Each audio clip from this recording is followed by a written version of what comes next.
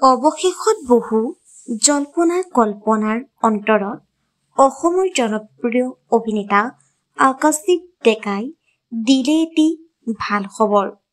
জনপ্ৰিয় অভিনেতাজনৰ ভাল খবৰটো পাই অনুৰাগী পৰিয়াল সকলোৱে তেখেতক শুভেচ্ছাৰে উপচাই পেলাইছে। পোনপ্ৰথমে আমিও আমাৰ চেনেলৰ তৰফৰ পৰা জনপ্ৰিয় অভিনেতা আকাশদ্বীপ ডেকালৈ যাচিলো বহুত শুভকামনা। নমস্কাৰ বন্ধু বান্ধৱীসকল, আপোনালোক সকলোকে স্বাগতম জনাইছো মই প্ৰতীক্ষাই এছপি নিউজ আছামজৰ অন্য এটি নতুন ভিডিঅ'লৈ।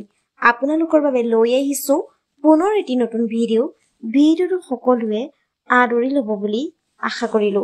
আহক আজি ভিডিঅ'টোৰ পৰৱৰ্তী অংশলৈ আগবাঢ়ো। হয়, অসমৰ জনপ্ৰিয় অভিনেতা আকাশদ্বীপ ডেকাৰ আছে এটা ভাল খবৰ। পোনপ্ৰথমে আমি আমাৰ চেনেলৰ তৰফৰ পৰা তেওঁলৈ যাচিছো বহুত শুভকামনা। হয়, অসমৰ জনপ্ৰিয় অভিনেতা আকাশদ্বীপ ডেকাক আপোনালোকে কেনে পায়, তেখেতৰ অভিনয় চাই কেনে পায়, নিশ্চয়তে কমেণ্ট কৰি জনাব।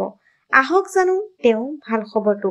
হয়, তেখেতৰ ভাল খবৰটো হৈছে যে তেখেতৰ দ্বাৰা অভিনীত এখন অসমীয়া ছবি আহি আছে আমাৰ মাজলৈ অতি শীঘ্ৰেই। ছবিখনৰ নাম হৈছে ৰাম অৱতাৰ। তাত তেওঁ অভিনয় কৰিব। বন্ধু বান্ধৱীসকল, আজিলৈ ভিডিঅ'টো আছিল ইমানখিনিয়ে। আশা কৰিলো আপোনালোকে ভিডিঅ'টো চাই ভাল পালে। তেনে ভিডিঅ'টোত এটা লাইক কৰিব, কমেণ্ট কৰিব, শ্বেয়াৰ কৰিব, লগতে চেনেলটো ছাবস্ক্ৰাইব কৰি কাষতে থকা বেল আইকনটো প্ৰেছ কৰি অল কৰি দিবলৈ নেপাহৰিব। ধন্যবাদ।